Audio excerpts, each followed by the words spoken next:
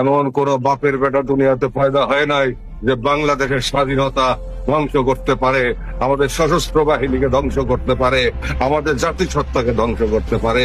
আমার কেবলাজানের এই দেশকে আল্লাহর শক্তি দ্বারা রক্ষা করা হবে ইনশাআল্লাহ তাআলা। ভাই ও বোনেরা আমার, বহুদিন হয়ে গেছে, স্বাধীনতার 54টি বছর পার হয়ে গেল। এই বাংলাদেশ ফুলে ফলে ধনধান্যে সবকিছুতে ভরপুর ছিল এক সময়। আমরা বাংলার মানুষ মাথা উঁচু করে পৃথিবীতে বেঁচেছি। সারা পৃথিবীর সম্পদের 33 ভাগ সম্পদ ছিল বাংলায়। এখান থেকে সম্পদ চুরি করে নিয়ে ব্রিটিশরা বড় হয়েছে। এখান থেকে সম্পদ নিয়ে দিল্লির বাদশারা সিংহাসন চালাতো। আর সেই বাংলার আজকে কি শ্মশান অবস্থা। সেই সময় লোক ছিল 1 কোটি, লোক ছিল 1.5 কোটি, তারপরে লোক 2.5 কোটি, তারপরে লোক 4.5 কোটি, এরপরে স্বাধীনতা যুদ্ধের সময় লোক হলো 7.5 কোটি।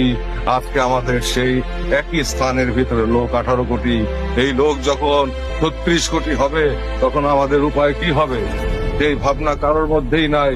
কিভাবে আমাদের অন্নের ব্যবস্থা হবে, কিভাবে আমাদের বস্ত্রের ব্যবস্থা হবে, কিভাবে আমাদের আশ্রয়ের ব্যবস্থা হবে, কিভাবে আমাদের চিকিৎসার ব্যবস্থা হবে, কিভাবে আমাদের খাদ্যের ব্যবস্থা হবে, কিভাবে আমাদের সন্তানদের শিক্ষার ব্যবস্থা